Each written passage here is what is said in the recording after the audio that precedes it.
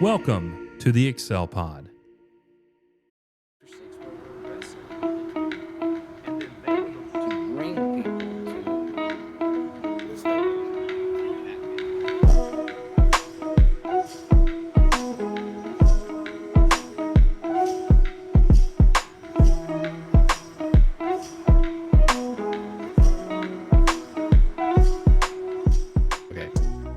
Everybody, welcome to another episode of the Thinking Kingdom podcast, and this is going to be the start of what we hope to be a fairly lengthy series on the book of Ephesians.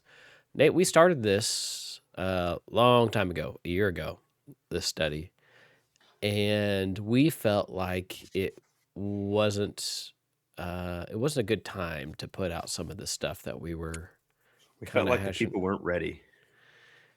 And who knows if they are now, but having been exposed to kind of our episode with Ed Gallagher, and if people know me and some of the things that I teach and hold to, what we want to do with the book of Ephesians is we obviously want to go through the book and its content, but maybe, I don't want to say emphasize, just bring out some things that people may not be aware of. So something that's just really all over literature and scholarly work and commentaries and beyond that. And it may not trickle down to you in the pew unless you're reading a bunch of commentaries. But it's just what you're exposed to. So we kind of have this framework in the churches of Christ that it kind of relaxes some of the supernatural to a degree, at least the supernatural that Nate, you and I know. Not so much the work of the Holy Spirit or God or miracles and all that, but some of the things that we're going to get into. So we're going to do Versal, but other than that, Nate, any updates on your end of ministry and life? We're so busy. It's unbelievable. Yeah. That's it. Just church work or family stuff or everything. Yeah. Friends, just being back in Oklahoma. Just crazy busy. Yeah. But we're loving it. It's good. It's good busy. The schedule is not empty. Mm-hmm. Yeah, well, that's good. That's good. Mhm. We're busy. We just had baby number 3, so yeah. So last night wasn't a bad night. I think we both slept pretty well. So, but it's always touch and go. So at Buffalo, I'm doing a James study, and I'm really pumped about that. Especially yesterday, I just sat and I marked up James in my Bible. It was a lot of fun. Yep. Huge stuff. Let's do Versal, Nate. Let's just do Versal, and I'll let you take the reins on this one. Can you see the screen, my screen? Uh-huh. Is it all right? Okay. All right. It says, his left arm is under my head, and his right arm embraces me.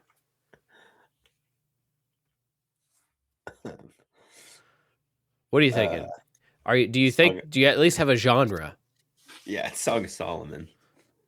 I have an extremely vivid memory about this exact verse. Well, let's not get into the detail, but let's bring it out. Song of Solomon. It has nothing to do with my personal life. It has to do with a story in school. Yeah, well, we were going through Song of Solomon. Yeah, all right. I don't know what chapter. Okay, well, try 4. I don't know much about. Let's just do 4:12. Okay, so there's a 2 in it. Song of Solomon goes 7, 8, 9, 3. Okay, burning some numbers. Wow. So we haven't done a 5 or a 6. So you want to do Song of Solomon 5, 26? Yeah. Whoops. Burning some numbers. Oh, so it's Song of Solomon 2, 6. There it is. Versal in 4. Woo! That's so funny. I don't know if I knew where that was specifically, but I mean, it makes sense now that you've brought out the book. So it's the love book. Yep. Here we are. Not doing that though. I don't know if we'll ever get around to something like that. No, we had I just feel like I need to explain it a little bit. Sure, explain away because everybody's curiosity's peaked. So just go right ahead. I mean, this is terrible. This isn't even appropriate, but Okay, so whenever I had put out this episode, it asks, "Is this content appropriate for children?" I need to mark no. no. Yeah. uh, Okay. Song of Solomon is about the sexual relationship, like in very explicitly in some places, graphically in some places, which is appropriate in the confines of marriage, obviously. And so, our instructors teaching Song of Solomon at Bear Valley in the spirit of um, painting marriage and the sexual relationship in a positive light, we're not afraid to like get more, I don't know, graphic than like what we sometimes wanted them to. Well, yeah, And make things really real and applicable. yeah, make it real. Yeah, Yeah, which make is it what real. Song of Solomon is. And so they talked about this verse and like they were like, yeah. Okay, let's talk about Psalm 68. Oh, yes. So, yeah, we're doing Ephesians for you all.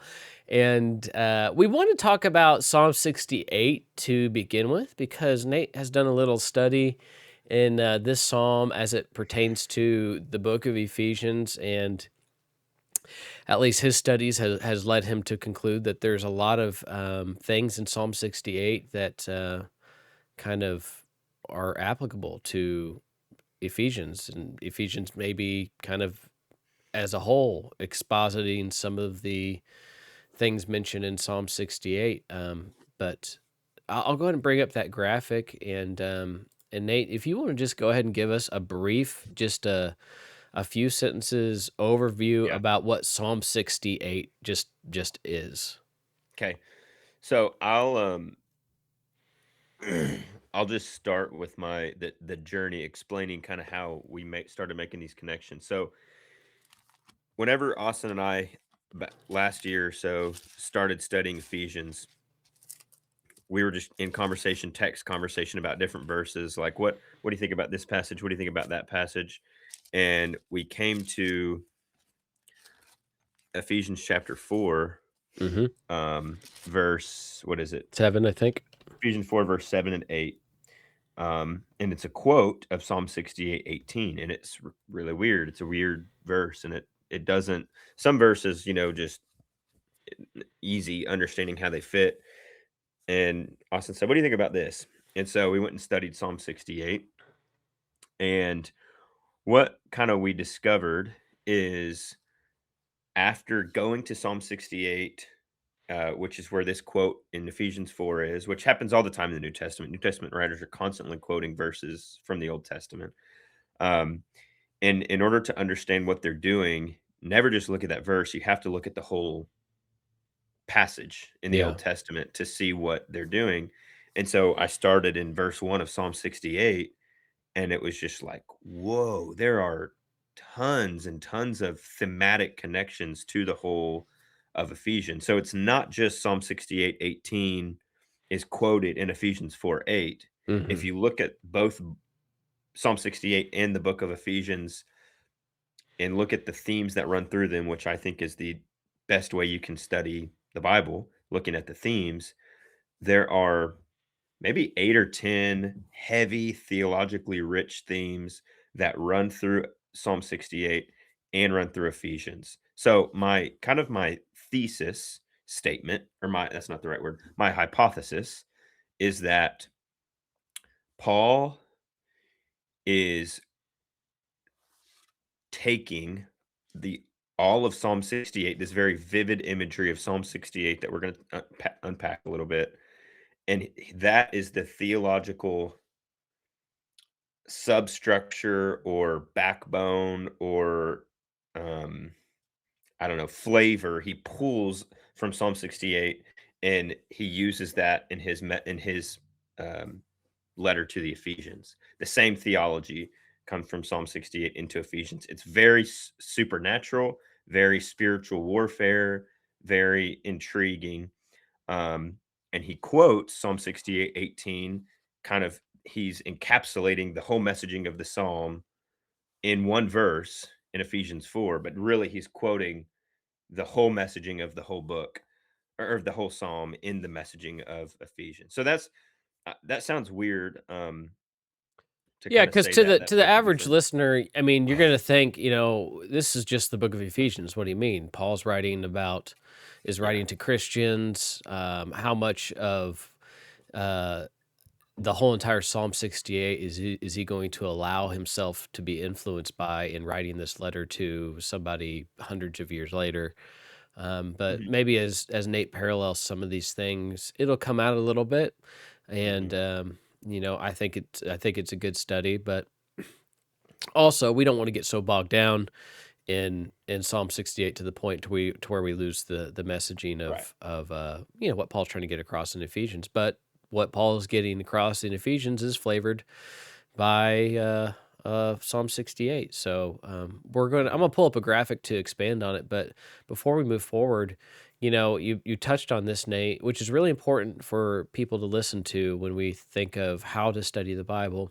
Is whenever you come across an Old Testament passage in the New Testament, you have to stop what you're doing, Mhm. go to that Old Testament passage, and you're going to have to read either the whole chapter that it was in, and if you still can't get a good grasp of what's going on, maybe you read up 2 or 3 chapters before and afterwards. Maybe if you can't even then, you just sit down and read Exodus. And then Mhm. it's only in that sense that you can really understand how the New Testament author is using that Old Testament passage. He's trying to communicate Yep. something significant, usually. And that's, as we get and approach Ephesians chapter 4, but not only Ephesians chapter 4 that we talked about, but specifically as he's using this verse, whenever it talks about Jesus giving us this grace of these gifts to the church.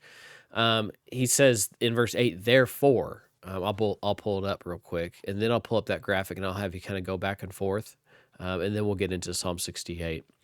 Yeah. Or maybe we get into Psalm 68 and do the graphic. I don't know. But in verse 8, he says, therefore, it says. So the Mhm. reason why we have each of us have these gifts given to us to sustain the church, to get God's work done through the church. He kind of says that the basis for this gift work that we're doing, this ministry, is Psalm 68, specifically the Mhm. portion that says, "When he ascended on high, he led a host of captives, and he gave gifts to men." Mhm. And so we're thinking, well, there's a lot of things going on. We get the giving gifts to men part. That's the part that we get about this passage overwhelmingly. We Mhm. understand because that's the context of Ephesians 4 is he's talking about gifts, and he gave the apostles and prophets and evangelists and teachers, and how these people are to equip the saints for the work of ministry, how they are to use their gift to build up the body of Christ. We get the gift portion of that. But why would he start off this idea with, and because he could have just quoted that specific portion, right, Nate?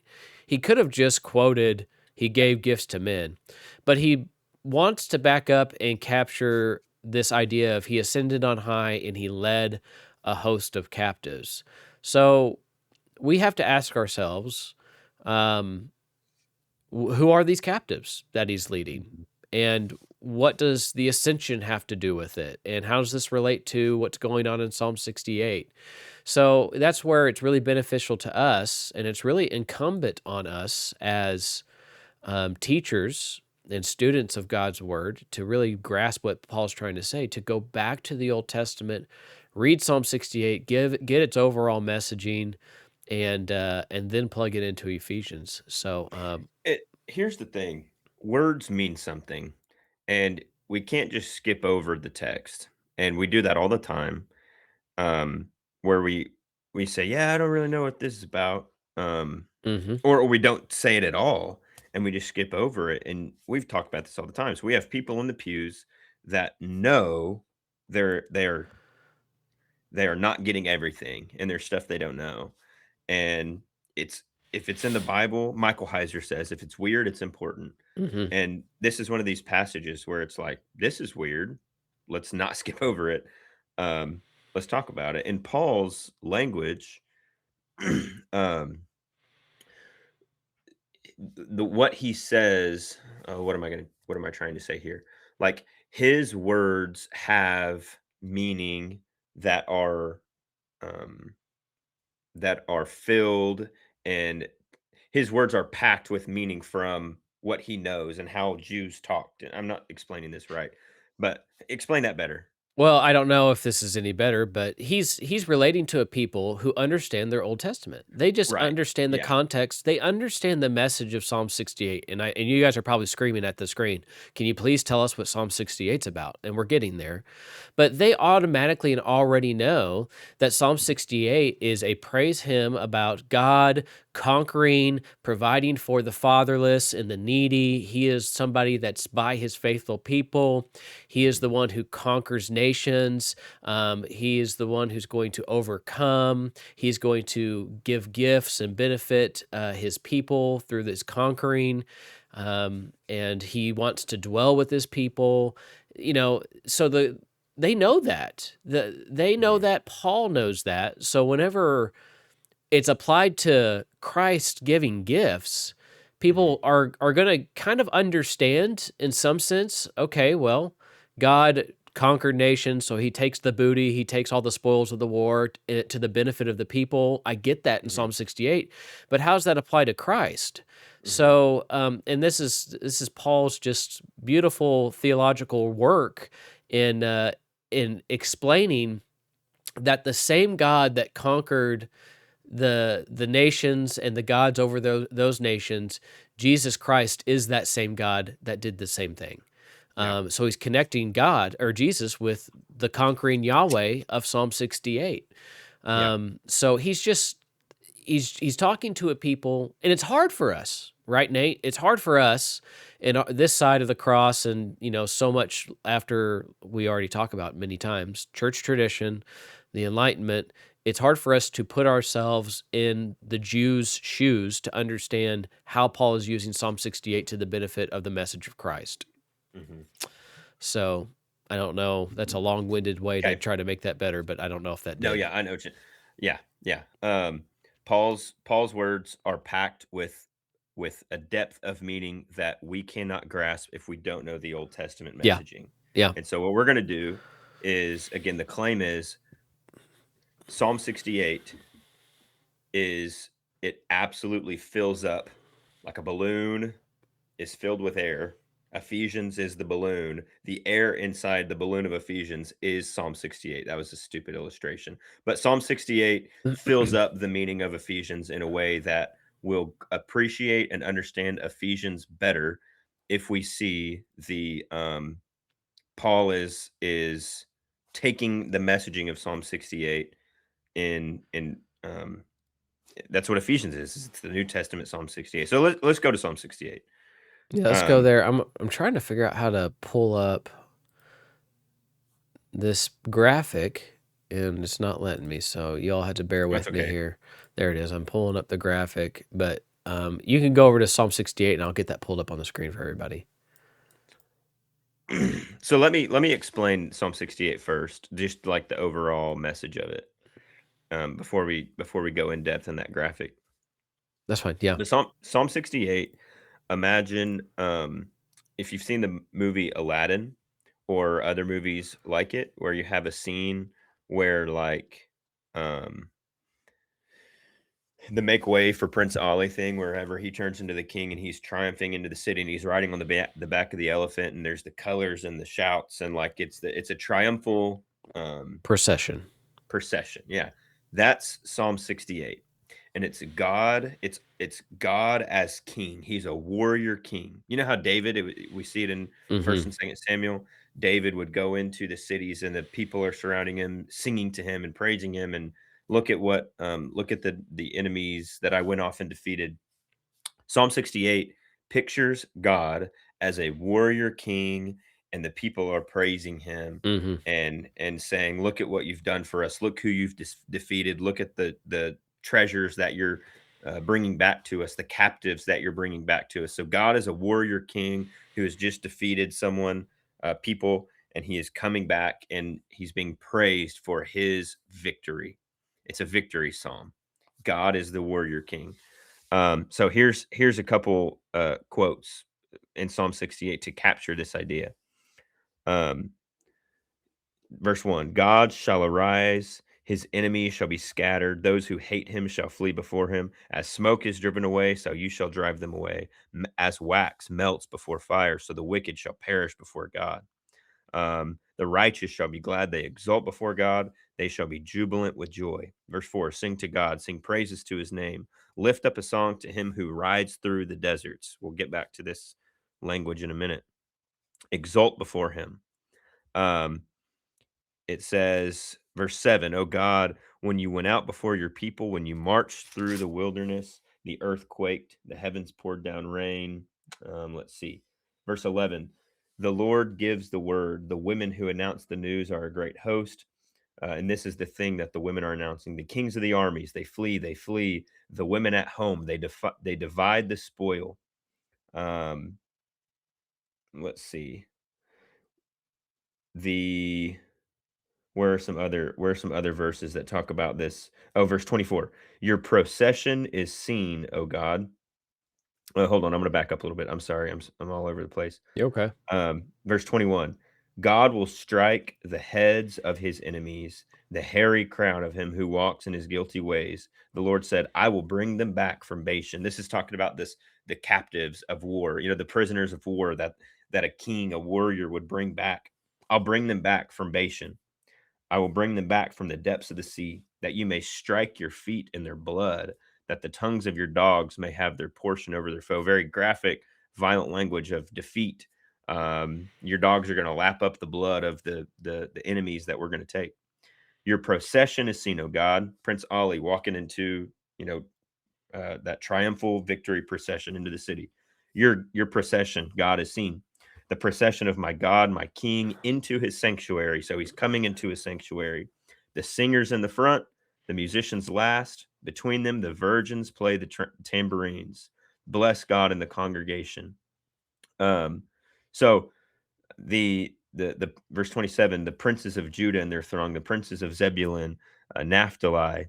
Look at verse 29, because of your temple at Jerusalem, kings shall bring gifts to you. Verse 31, nobles shall come from Egypt. Cush shall hasten to stretch out their hands to God. O kingdoms of the earth, sing to God. Sing praises to the Lord. So it's God moving in from this battle, this war in the desert. And he's defeated the enemies out in the desert, and he comes back into the city. And people are singing to him. People are bringing gifts to him. They're dividing up all the gold and they're distributing it to the people. That's what's going on in Psalm 68. That's the image of Psalm 68. And what's especially interesting that we're going to get into, what's of interest in Psalm 68, is who he's defeating. It's all about spiritual warfare. We mentioned Bashan, and we'll get into this in a second. But who he's defeating is of great interest. When we go to Ephesians, it's also a victory book about defeating the spiritual. Jesus defeated the spiritual beings. And there's what we noticed in studying this triumphal song of Psalm 68, and then studying the epistle to the Ephesians, is it's the same thing. It keeps saying the same thing, and there's all these themes that connect. Okay, now might be the right time to pull Okay. up the thing. Can you see that? Yeah. Okay. So in one column, this would be a really good time if you're listening on audio this would be the time to have the video. On the left column, there's all these different colored boxes of these themes in Ephesians and the verses that correspond. So the theme of ascending on high and being seated in the heavenly places in Ephesians, you see it all the way through the book, starting in chapter 1, verse 3, and there's probably 8 or 9 occurrences there. Victory over the demonic powers of darkness, that's all over Ephesians. Being included in the family of God, that's all over Ephesians. Distributing gifts and strength and power, that's all over Ephesians. The dwelling place of God, the church, the temple, think Ephesians 2:22, where built into a dwelling place for God as the church. Singing, thanksgiving, praise of God is all over Ephesians. Okay, in the right column, all of those same themes are mirrored like one for one all the way through Psalm 68. And so in seeing this, if you don't study your Bible by tracing themes, you need to start doing that and practice doing that. and we see these hyperlinks everywhere. I sound like Tim Mackey saying the word hyperlink.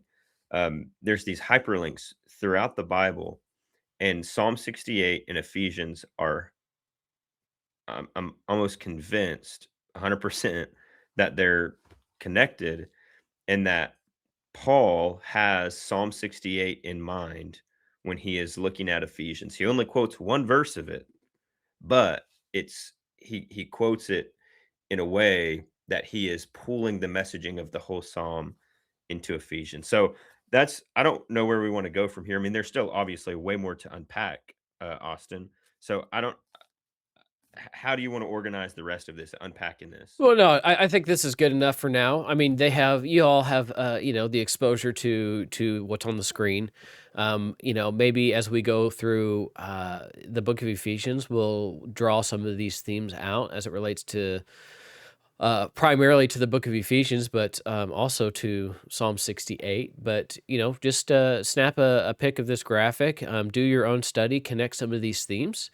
It'll help solidify the message of Psalm 68, and it'll help you with the book of Ephesians as well. My question, in the distribution of gifts and strength and power, I don't see chapter 4 where it's talked about the gifts, so I assume you would want to add that to the Yeah, I discussion. guess I missed that, which It's that's okay. obviously the important one. Yeah, it's okay. So if you're looking on the graphic, I would add in the distribution of gifts and strength and power. I would add, chapter 4, 7 and following.